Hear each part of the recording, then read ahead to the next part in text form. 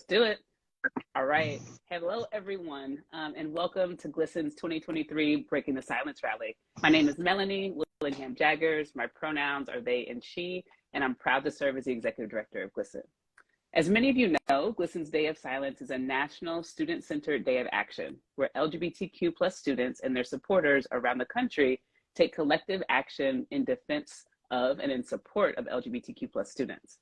So, did you know that 82% of LGBTQ plus young people in schools experience firsthand harassment and bullying in their school? 71% of students reported that their classrooms did not include any LGBTQ plus topics in the curriculum. And over half of all LGBTQ plus youth of color in schools experience in-person victimization based on their race and ethnicity. So historically, across the country, folks have taken a vow of silence on this day in a long tradition of silent protests in defense of LGBTQ plus students. This year, we're refreshing and remixing Day of Silence to reflect the collective action that is needed in this moment. With more than 400 anti-LGBTQ plus bills introduced this year, this session alone, we have to rise up as a collective. Today, we made the call to action different from years past. Students who felt safe and adults took a vow of no silence, committing to speaking up in defense of LGBTQ plus youth in every classroom, every office, and every space, online and offline. And as a result, today's Break the Silence rally, I'm hoping that we can focus on three important questions. Where have we been? Where are we now? And where we like to go? All right, so let's see. Moving on to the next part, I'm accepting the other NSC student, so exciting. So in this conversation, if me accepting worked, all right, yep, here we go. We did it. So as a result, and for today's conversation, we'll hear from Coral and Parth, who are two members of GLSEN's National Student Council. And after that, we'll hear from George M. Johnson, an award-winning author and activist. So we're so excited to have Coral and Parth here to speak about student experience. Welcome. Thank you for joining us. And let's get started with a couple of questions, which is, how did you take action this year?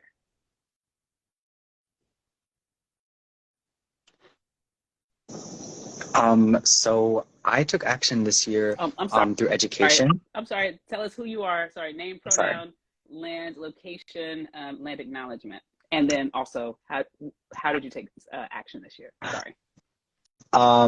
My name is Parth. My pronouns are he, they. I'm from Central New Jersey, and I'm currently on Lenni Lenape land. And so how I took action this year was really education. A lot of my friends don't know what Day of Silence is, especially in this new form that we've taken it in this year.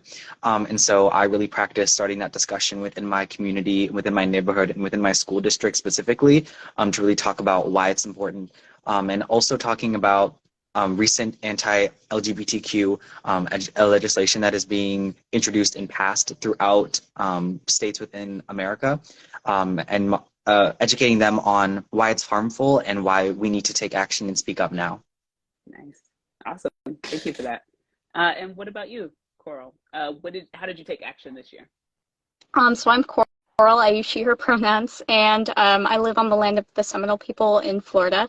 And this year, since COVID, I think that our GSA hasn't really been too active with the Day of Silence or Solidarity Week. So I used the swag kits and the materials to distributing them, I think, gave people a language in order to explain. I think that the generality of it provides a mechanism for people to connect their own experiences to it. So it was a lot of people sometimes chose to speak and have conversations, and I think everyone just connected with the content in different ways, and distributing those materials really helped with that. Cool. Awesome. All right, I'm remixing the questions a little bit. So I'm going to do a two-parter, which is, what was your first experience with Day of Silence? And then also, what does Day of Silence mean to you now, given the current political climate that we're in? So My first day of silence was in middle school, and luckily it was very established there, so much so that it felt like a celebration. I had several friends that were also protesting, so despite people at school being confused about it or like it being a spectacle, we had each other to look for love and support. And at this point, Day of Silence is just especially relevant, so important.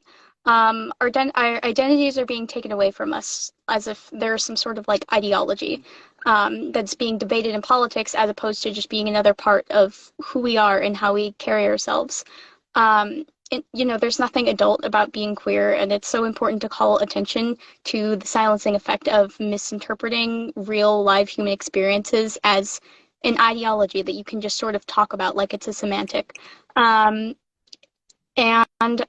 it provides me so much hope to watch students at the local level come together in solidarity. I think that's my favorite part about it, like the connectedness. Mm-hmm. Totally. Come on, meaning making. I love it. Parth, what are you thinking? Yeah, just to kind of bounce off what Coral touched on, I really feel like it's more important now than ever, especially with recent legislation that is being introduced and passed, and kind of with a recent wave of hate against the LGBTQ plus community. I feel like speaking up and not staying silent is really crucial, so that our voices are heard and they are listened to, especially by the people in charge in America. Although we are youth and we don't necessarily have a lot of political power currently, we do still have political capital with protesting, with our voice, through voting. And so really capitalizing off of that and making sure that we mobilize communities throughout America is more important than ever. Nice. Cool. All right. Final question. Oh, you know what? Nope. Two more questions. And actually, I'm gonna make this a two-parter also. So, do you have any advice that you want to share with your peers when it comes to youth-led work, doing youth-led work? And then also tell us grown-ups what to do. What would be? How do you want us to show up, and what would be helpful for us to do to let you all know that we have your back? So this is very general, but I think that this would have been helpful for me if I had someone that I trusted tell me this at the very beginning. Um, my advice is to, maintain hope and stay connected. No matter what legislation is passed, our communities in action will stay along as alive as long as we do. Just find another link in your community, be it like a GSA or a local organization, or even like a national organization like GLSEN, or for a lot of us it's like a parasocial internet connection. It just any sort of connection to people that are working towards the same things that you are, and retaining hope and trust in yourself, because it will give you the confidence to face adults and be as bold as needed when the dialogue your entire life has been that this is not your role. And yeah, so something that I think is really important when it comes to youth-led work is not letting other people silence you. It's really easy to feel intimidated, and especially in spaces where people have, more years than you or more experience than you in a field, especially in activism work. It's really important to make sure that no one is putting you down for being younger or having a different perspective or coming in with new ideas, because that is the point. That's why you're there. We are youth. We are connected to, what's happening today, what people appreciate, what people respond to. And so it's really through our perspective and voices that people are going to be able to reach more people than ever before and really mobilize more youth than ever before. And so just not letting other people put you down for anything, especially, your age, is really important. And then what I would love for adults to do, and how adults can show up a bit, some more for us, is to allow students the space to speak and listen to us, but also take action on what we say. A lot of times adults give us the space to speak, but then never actually take what we say into consideration when making decisions. And that's the whole point of talking to someone and hearing them out, is that you take into consideration their opinions genuinely and truly, and then you act based on those opinions. And so in order for that to really happen, adults need to be listening to our voices and then also taking action on them. I think this comes in a lot of forms, whether it be through something like GLSEN's National Student Council, which is amazing, or even on a local level, having a voting member of your local school board is so powerful and so important because the youth voice is not only being listened to during meetings, but people are taking action on it, and you're able to actually do something with that power. Nice. Awesome. Okay, we've got a few more minutes left, and so I'm gonna ask a new question that y'all don't know about. But can you tell us a little bit more about your experience with GLSEN and your work in the National Student Council for those folks who don't know? So my work in the National Student Council, I think it was immediately just so shocking that I had like a voice on such a national scale. And what has been wonderful is that it's just so varied. Like you can make yourself heard in such a variety of different ways, such as through our Hollister partnership, but like, you know, you can also address things through education and mobilize that way, or you can mobilize, you know, in a more political sense. We have people who were trying to like draft a bill, and I think just you can there's just such a variety of ways to express the needs of the young queer community in this program, which has just been it's been delightful. I love it. Nice. Cool. Anything to add? Yeah, I think that this opportunity is amazing because of the visibility we are, able to have. Opportunities like this right now, like being able to share my perspective on a live is really important and impactful. And then, one of our other members, Eris, just had one of their pieces in Teen Vogue, which is such an amazing opportunity. And so really getting that visibility as a queer youth myself is just so amazing and empowering. And it is just so nice to feel like I have adults standing with me and behind me and that are willing to work with me and really hear what I have to say. Mm-hmm. Awesome. that like so deeply resonates. And if I could answer that final question myself, to say like, what do we at GLSEN think adults should do? What are we calling on? How are we calling on grown-ups to show up? Is I think exactly what you all said, right? It's like seek the opinions, listen to the voices, understand the experiences of the young people around you. Meet the young person that's right in front of you for exactly who they are, accept them for who they are in this moment. And then when they tell you stuff, listen to them. What can you do to move on the demands or actions or questions that they've raised? How are you holding yourself accountable to not only listening, hearing what young people have to say, but also holding yourself accountable to delivering on what they want and need you to do? So, when you get to a certain age, you can ask people questions and you can like decide whether or not you're going to answer those questions. And as adults, we have to understand that we are deeply accountable to the young people who are coming up behind us. And if we're doing our job right, where we are helping to build a new generation of leaders who will replace us, who will have their own ideas, who will do things better than we will. And they'll solve problems that we couldn't solve ourselves. And that's a good thing. So yes, to all that you all said, thanks for letting me say a couple words. I want to shout out a couple things I see in the chat, which is shout out to Eris, again, in the Teen Vogue piece. We were also in The Advocate today, which is, pretty cool thing, pretty big deal. And with that, I'm going to start transitioning us to the next part. So Coral, it's coming to you in a minute. But I would just start off by saying thank you both, Coral and Parth, so much for sharing your experiences with us. Appreciate having you on the National Student Council. Appreciate having you all on this live today.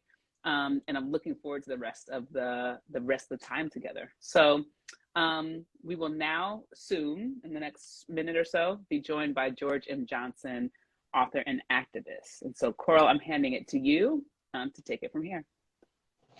George M. Johnson is an award-winning Black non-binary writer, author, and executive producer located in the LA area. They are the author of the New York Times bestselling young adult memoir, All Boys Aren't Blue, discussing their adolescence growing up as a young black queer boy in New Jersey through a series of powerful essays. Each essay is so brilliant and emotional. I love the way that they focus on the little childhood experiences that relate to our queerness that we don't get until we age, and connect those experiences to the bigger picture and the wider movement.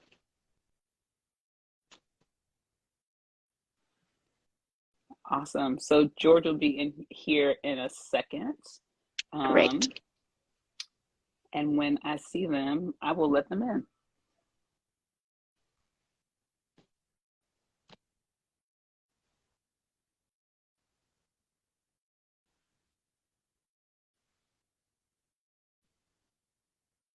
All right, as we wait, I've got another question for y'all. I don't want to step on the introduction of George M. Johnson, of course, but while we are waiting, and then, while we're waiting, I'm curious if, again, as a grown-up, we're often used to talking and saying a whole bunch of stuff, but let me ask you all a question, which is, do you have any questions for me? And what advice do you want to give me, if any, about how I and how we as GLSEN show up for young people? I'm curious about the logistical challenges of nonprofit work. Me too. Makes two of us. What do you mean logistical challenges? I guess, because I don't know. I can just imagine it's very different to do this work and have it be kind of like a small part-time thing that, that doesn't make my entire, my livelihood. And I'm just curious about what it's like to live that and be doing this full time, and how, I don't know, how it changes your life, how it forms your everyday, and how these things stay with you. Yeah. Well, listen, I mean, I started doing this kind of work when I was a young person myself. I started doing youth work when I was 17. And so, that's, now I identify as a former young person. I am very not a young person anymore. But all this to say that so much of what I carried with me then, when I was y'all's age, is what I continue to carry with me now. You couldn't do this work unless you really cared and thought that this is doing this kind of stuff can actually change the world. So I actually do believe that. That's one. And then two, it's rough. It's rough out here being a grown up, having to adult every single day. If you get to adult every once in a while, it's a lot of fun. But man, adulting every day is a thing. And so I would say that just like adulting, a job and running an organization is complex. You got to do all the stuff all the time, right? It's both the out in the world, it's the raising money, it's the pushing your friends to be better friends, right? The people who are saying, hey, we'll give you 2/3 of what you asked for, but we actually want the whole thing. And so how do you negotiate that stuff? So it's all the stuff. It's the logistical challenges is exactly right. It's the making payroll, raising money, doing programs, making sure people are good, working to build a good solid culture, working to be impactful out in the world. But it's a cool thing to get up every day and get the opportunity to do. So that's what I got. Anything else? Any other questions? And any advice you want to give me? What should we as adults be doing or doing better? Or any advice you want to give me specifically?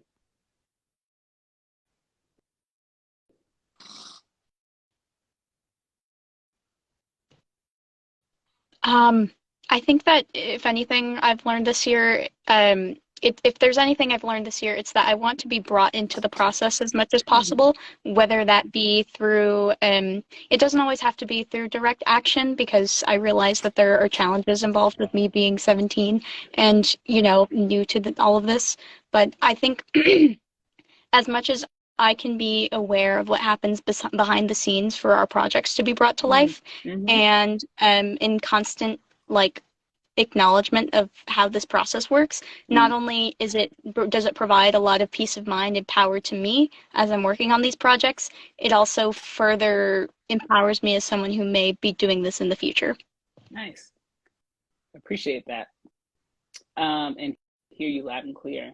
All right, I hear that George M. Jackson is here around. I don't see the request. We're working on it. But in the meantime, final question, which is, did you feel the impact of Day of Silence today? And if so, what did that feel like? I definitely did. I think that I saw more people posting about it and sharing about it on social media today more than I ever have, and that was really heartwarming to me. I think today has been so powerful and so impactful, and even if people, haven't directly seen that yet, I feel like local communities so much today have felt the impact of it. Yeah. Awesome. Thank you. All right, welcome George M. Jackson. I will hand it over to Coral and take it away, y'all. Glad you're here. Oh my gosh, hello. Thank you so much for being here. It's so nice to meet you. Very nice to meet you First, too. okay, I would like to hear more about you and your work and the inspiration behind it, if that's okay.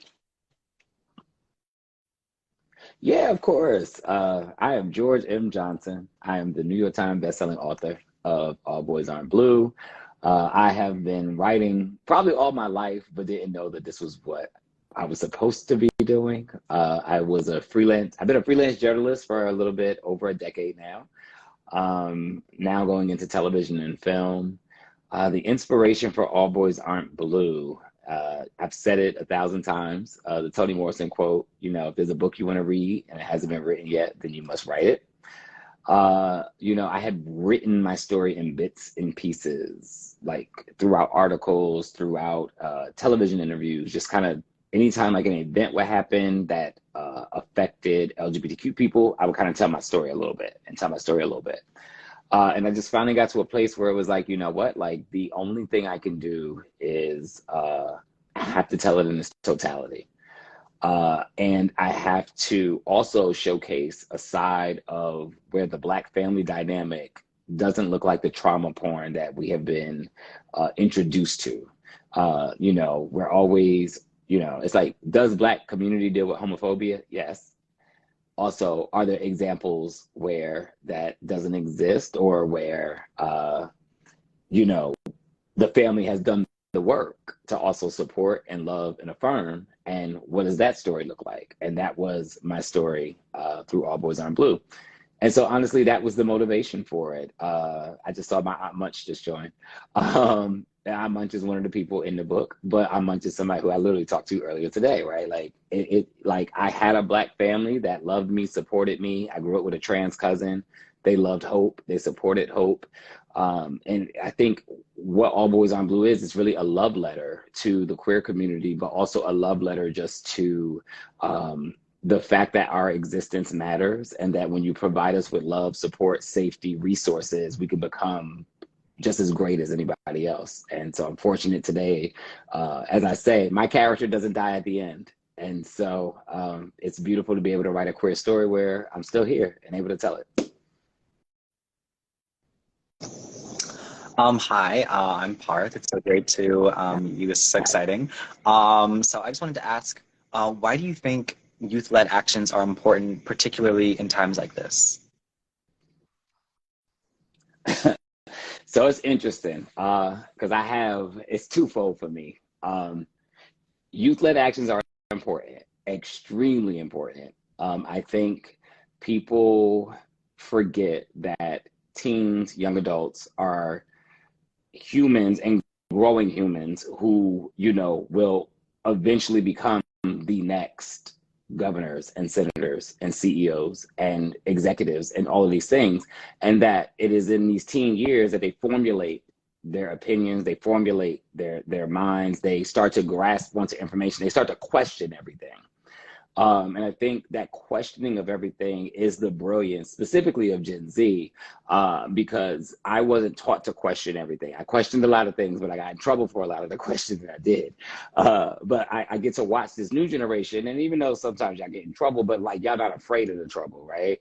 And so I think it's important because it gives you all, or it gives the young adults agency to know that they are choosing what their paths can be. They're not accepting what the systems are. They're not accepting what the structures are.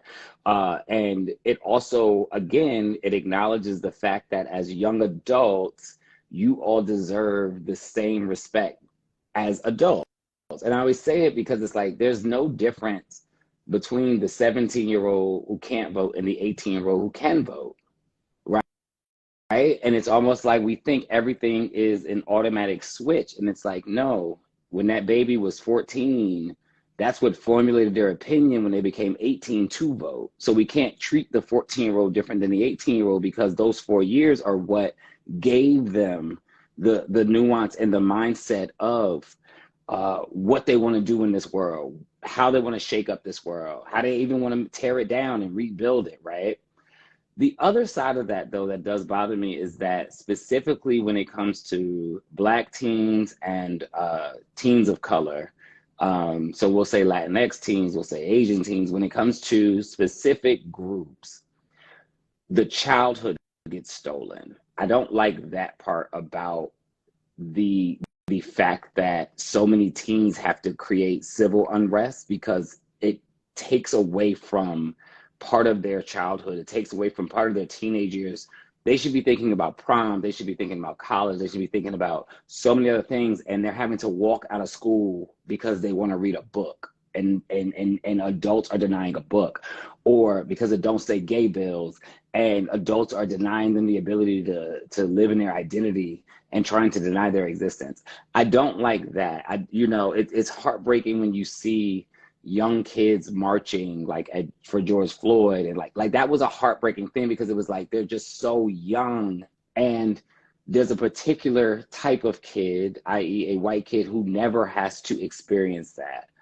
And the only times we've ever seen them experience it, unfortunately, has been Parkland or through gun violence, when you will see them rise up. But for Black kids, for Latinx kids, for Asian kids, for other kids, like they have to experience it constantly. And there are multiple battles they have to fight. And so I think that's the nuance of it. I applaud the teens and I support them. And I love that they feel activated to do something. But I also wish we could get to a place where they only had to be teens and they only got to just experience fun things in life and being happy and not have to be in the streets and marching and fighting for rights. That was so powerful. Curiosity really is like our greatest asset, and connecting to the curiosity of others is the greater asset. And oh gosh, it is such a weight, but thank you for sharing that. I could talk to you forever. Can you tell us more about how book bans, speaking of, have impacted your work and how folks can fight back and support your work in a time where it may feel so powerless, especially in schools? Yeah, book bans. It hasn't impacted me in a way of where I'm going to stop writing. I've signed multiple deals since my book started getting banned. I'm continuing to write books. I'm working on a book now about the Harlem Renaissance. I'm working on a Black queer romantic comedy book. I'm going to keep writing young adult books. That's not going to stop me. I think, though, I also have the other side of that, right? Where a person who wanted to ban books approached me in an airport the other day. And I almost got into a fist fight with him. And so it's there's another side to it because these people, they're not just online. It is also my real life. And so I have to, look out for myself and, watch my surroundings and watch where I'm at. And all of those type of things too, right? Because it is still real life. For me, though, it only encourages me to write more. For me, when I see somebody I'm going to ban your book, it's just well, I'm going to write so many, you just have to ban them all. Because you can't ban them all, right? So it's if we just keep putting the content out there, how many of these can you ban? Especially when you're not actually reading the text or the materials. I think the book bans, people will think that it's a great thing. Has it given me more visibility? Yes. Has it given me more sales? Yes. But that I also have to make an active choice to be an activist in this. That's also yes. Because I could have just been I don't want to touch it. I don't want to say anything. Whatever happens, happens. I chose to fight this because I was raised by people who taught me to fight this type of thing, to fight white supremacy, to fight fascism, to fight these type of things, because my great grandmother Lula Mae and Big Nanny and Nanny all fought those type of things. And so, and my mom fought those type of things. And so like when you're raised by Black women like that, who have already ingrained in you, like that you fight these type of things, that's what you do. And so for me, as soon as they started banning the book, I already knew what the task was. I already knew that the universe had chosen me to be a person to fight against these things. But it also, you know, again, encouraged me to continue to write and encourage other authors to continue to write, and also make sure that publishing knows that you don't allow this type of thing to stop greenlighting deals. You don't allow this type of thing to stop us from writing. You give us more deals. You give us more opportunities. You give us more space to tell our story. I think the other part of the question was about what was the second part of the question? Folks, it was about, you know, especially youths like us can work against this. Yeah, I think one, they portray our books in a certain way. So when the youth come out and say, actually, this book helped me in this way. Actually, this book saved my life. Actually, this book did this. It really, really is the strongest argument that we have against when they say your book is too sexually explicit. Even today, there was a story that came out, I think I saw it in People magazine, around a track coach, a white woman, who was sexually abusing some 17-year-old student at a Northampton school in Pennsylvania. And so as soon as I see Northampton, I was like, Northampton, that's very familiar to me. And when I went and looked it up, a city where books are being banned for being too sexually explicit. And so that's one of those kind of like moments where it reminds me that this is actually the real life of teens, sexual predators, people who are abusive. And our books are not sexually explicit. They're just preparing these teens so that it saves the life when these things happen. They can recognize it, they can name it, they can call it out, right? And so I say that to say, when it comes to the book bans, the best thing that anybody can do is say what that book meant to you, how that book gave you perspective on a thing that you didn't understand, how that book helps you. If you want to support, like, buy books by banned authors, that always helps, because, you know, my biggest thing is, if they take away one access point, how do I create 5 more? So that's my thing, whether it's free libraries, whether it's me buying books and giving them out for free, whether it's I did a dramatic reading where certain chapters were done from the book that you can easily access. Like, how do we make sure that if they kill one access point for the poorest of teen, how do I still make sure that there's a way that that particular teen who they killed the access point for has 5 more places they can get the book? And so I think that's really what it is for me.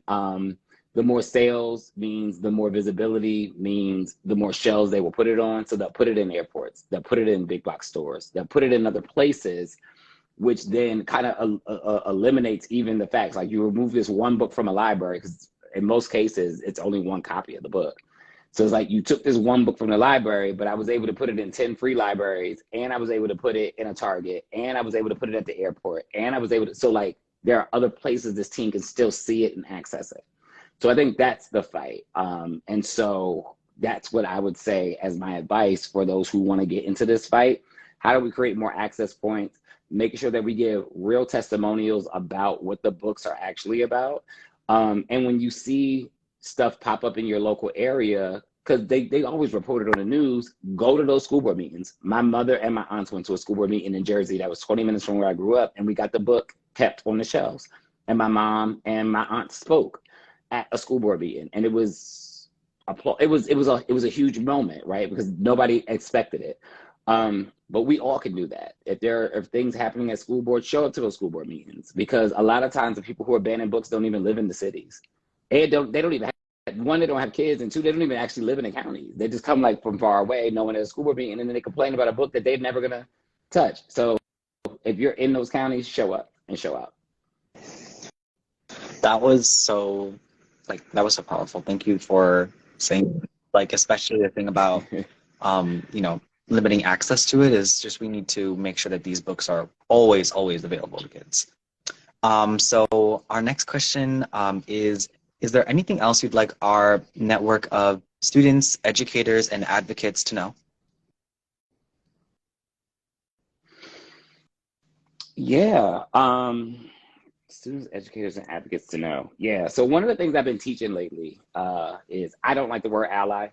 Uh, the word ally, like, it has various definitions, but one of the definitions of the word ally is a mutual exchange. And it's like, if you think about the US and Ukraine and the allies, right? They do certain things because it's a mutual exchange that we get back from it, right? They don't do it out of the kindness of their heart. They don't do it because it's like, oh, this is so wrong. They do it because if we do this thing, we will benefit in some way. And so I don't like allyship, or I don't like the word ally a lot of times when it comes to queer people, specifically trans, non-binary people, and specifically Black trans women, because it's like, I don't need to mutually gain anything, right? I should just know, like, sometimes we have to do things to protect people, and it's not for my benefit, right? I think the ultimate benefit is if we protect the most vulnerable of people and we save the most vulnerable people, we save ourselves. But I don't think we do it with the ultimate goal of saving ourselves. Like, it's like, no, this particular group of people needs help, right? So I do like the word advocate. I would say I like the other three A's. I like advocate, I like accomplice, and I like assassins, right? And so I kind of look at it like, your advocates are the people who are like right behind you, right? They advocate. So they yelling from behind you, right? Your accomplices, they hold your hands, right? So I think like your accomplices are right there on the side of you, like helping you construct stuff, helping you put stuff together, helping you build the safety networks, the resources. And then you have your assassins. Assassins are the people who stand in front of you, right? That's the people who take people out for you, right? I think of it like when the BLM protests were happening, you had white people had to become assassins, right? It was like they realized like, oh, if we stand in front of the Black people, every time the police charge, they won't hit us. They would hit them, but as long as white people stood in front, you watch the police not hit them. If you think about January 6th, there was a reason the police did not do what they normally would have done if it wasn't white people, right? And so that's why I like the three A's. So that's what I like to impart on people now is the other three A's, right? We need our advocates who are right, got us, support us, yelling from the rafters, yelling all around us. We need those accomplices that hold our hands, that build those networks, that build those systems. And we also need those assassins, the people who stand in front of us and take people out for us. And so that's what I want to leave everybody with is the other three A's outside of ally, because then we're fully protected. We're fully protected. And that's what we need more of. We need for LGBTQ people specifically, we need full protection. We need it from the back, from the sides, and from the front. And I think those three A's allow us to do the work that we need to do, but also feel supported in whatever it is that we're trying to do.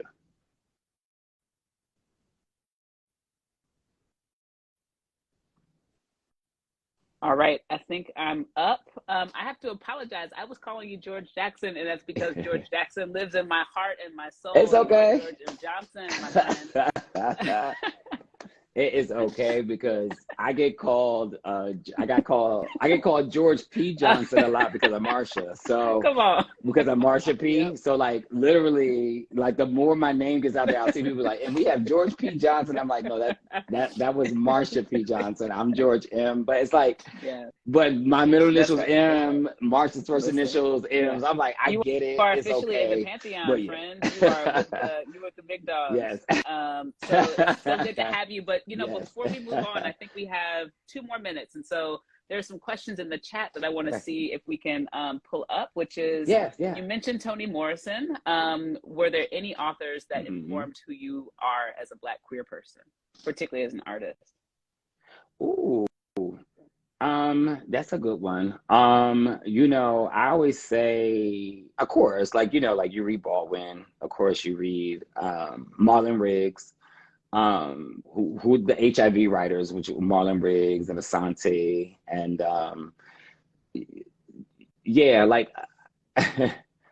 Dr. Ron Simmons, who was also one of my mentors. I read a lot of his work. Phil Wilson, there were people who I definitely read. And then I read a lot of the newer, like Deshaun Harrison, Hari Ziad, people who I get to call friends. I read a lot of their work as well. For me, what informed my writing though was my hatred of books. I hated Holden Caulfield. I hated Catcher in the Rye. I hated The Glass Menagerie. I hated Ralph Ellison's The Invisible Man. I hated every single thing that I had to be forced to read. And then I was like, I'm going to write something that I would have wish I could have read. So it was my hatred of books that got me here. And it was also my love for Corinne Steffens' Confession of a Video Vixen that also allowed me to be like, you know what, it is okay when we pour our truth. Like, she put it all out there. And I was like a 17-year-old, and me and my mom had that book, and we read it, and it was like a key. It was like a whole key. But it was like, now when I think about like how transparent and how vulnerable I was with All Boys Aren't Blue, I'm like, it was because I had a moment where I watched somebody put it all out there, and it was like, and we watched the world react, and so it emboldened me to be like, you know, just put it all out there. So yeah, that's my book story. Awesome. Well, thank you so much for joining us. It's been such an incredible pleasure to talk to you, talk with you, hear you talk to us. And I'm going to pass it over to Coral and Parth to do story time. All right. Goodbye, everyone. Thank y'all so much. It's been so nice to meet you. Bye. Very nice to meet you both. Bye. Okay, so Parth, what are some local and national resources that you use when organizing days of action? So I think a big one that the policy committee is currently using on the National Student Council is there is this ACLU map of anti-LGBTQ legislation in different states throughout America.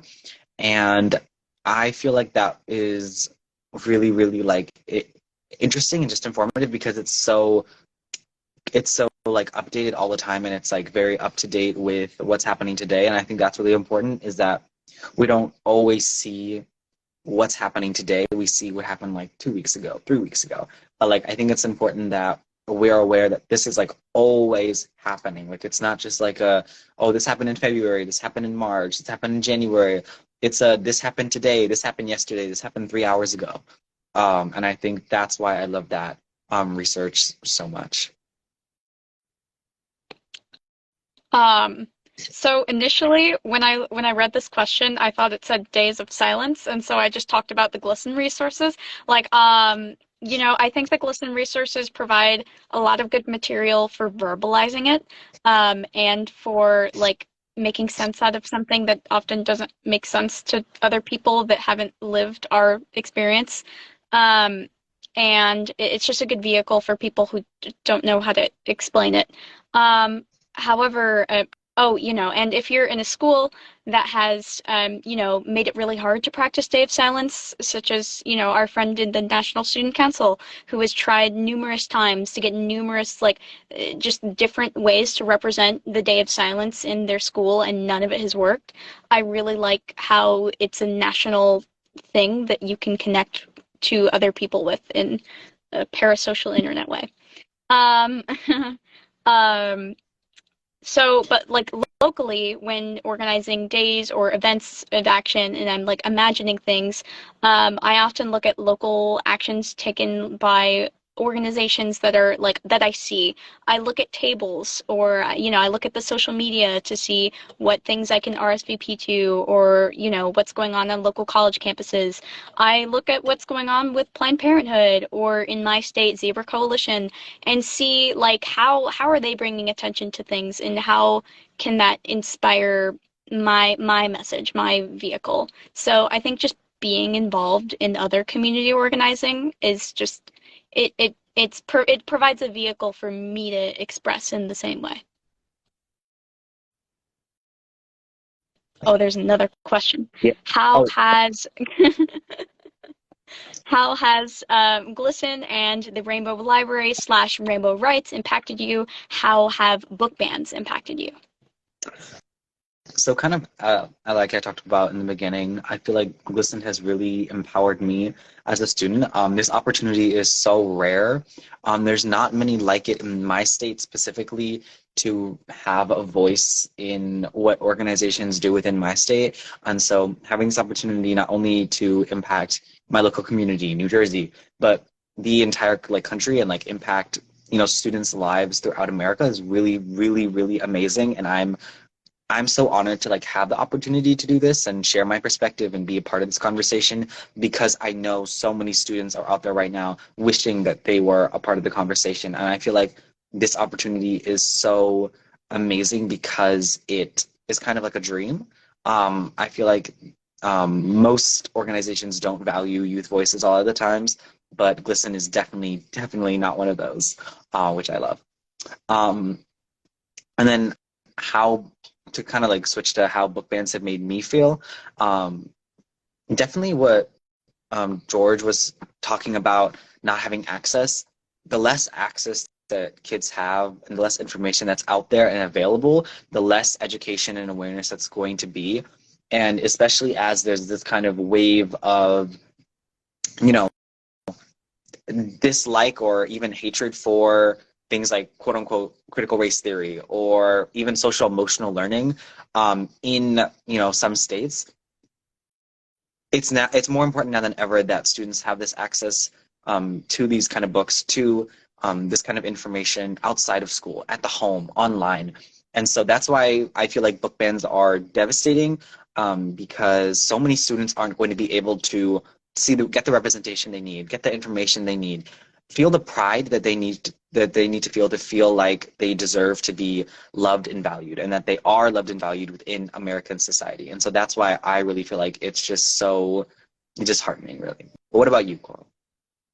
Okay, so with GLSEN, I think the biggest thing is just it's allowed me to work directly towards queer liberation on a national scale for the first time, and it really is just so like the connection between me and the work that's being put out there is so minimal. Like I really feel like I'm being able to put my hands in everything, which is amazing. It's been so empowering. I love working so that like queer youths, we can kind of make our own platforms. Like we're being platformed by GLSEN, but in the same way we're like, especially since we're working directly with schools and directly with content that reaches youths, we are using the platform that we were given to platform other youths, and that's the circle of platforms. It's so great. I book bans to reach that part of the conversation have been just especially very concerning. I've been an avid reader since forever. I've been reading and learning, especially from teachers' bookshelves, since I entered the education system. It's so accessible. It's right there. All you have to do is get up from your seat and look at the covers. I still do that to this day. I still express curiosity in that way, and I can't imagine who I would be if teachers had never given me free access to literature and to learning and to questioning, but in a way that it's just between me and the author. Education is a core component of liberation, and in banning books, they're stripping us of our tools to build a better world for ourselves. And as someone who is working on the Rainbow Rights Writing Contest Committee, I'm so excited to have been able to bring this project to life, because it will not only put queer literature in the hands of queer kids, which is, you know, a major goal, that's very important, but it will also platform the writers of queer literature that are also like youths on a national scale. So that is the power of that. Really, just literature is so powerful, especially during these like years where we're forming our, you know, where we're in our early activism, if we're doing this, or we're forming our identities. It's so important.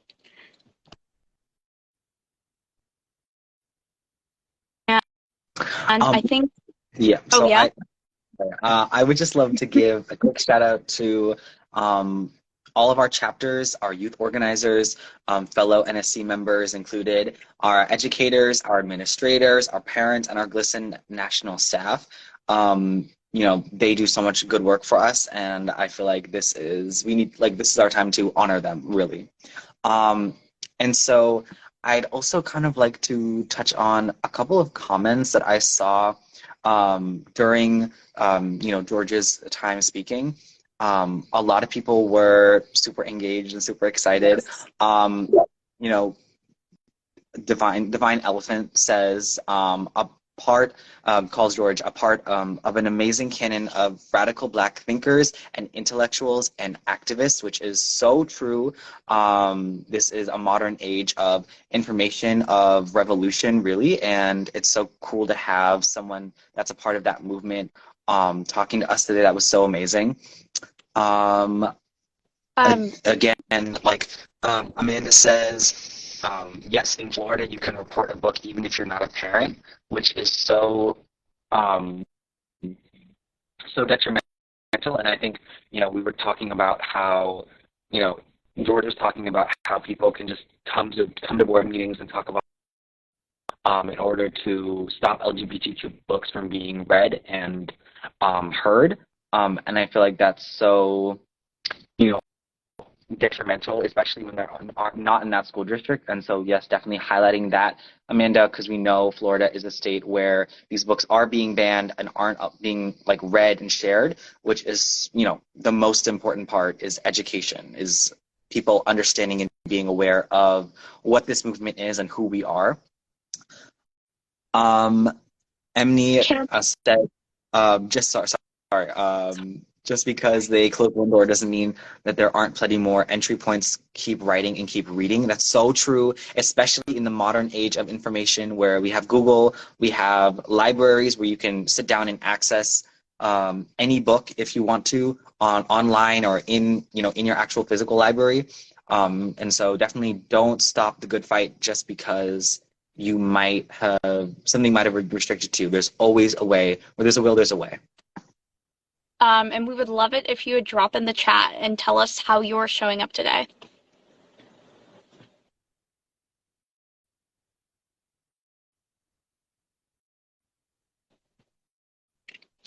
And on that, whether you took action today through silent protest or by rising up or speaking across the country, you have made an impact. We push back the silencing and erasure that happens to LGBTQ plus youth on a daily basis and participated in this action on our terms.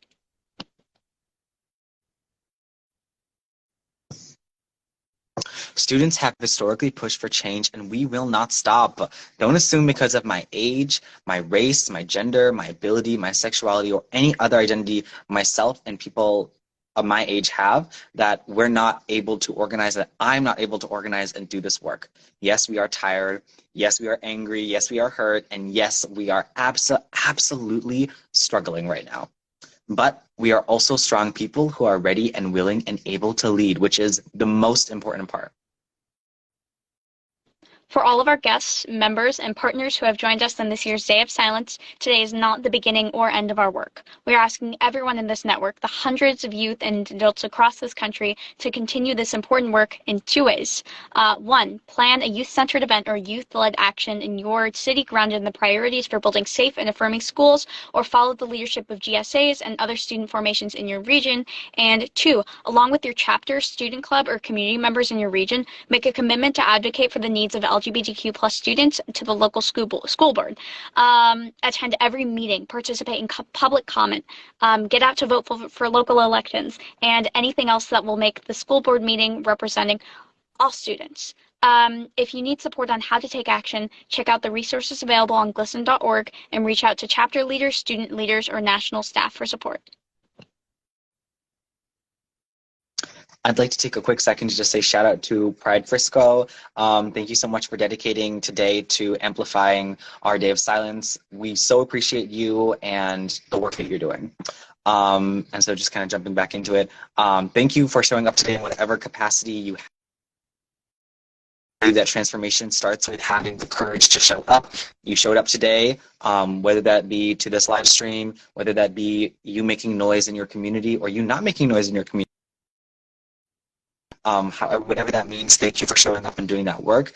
Thank you so much to our special guest, George M. Johnson. So great to hear from you and to hear your experience. That was amazing.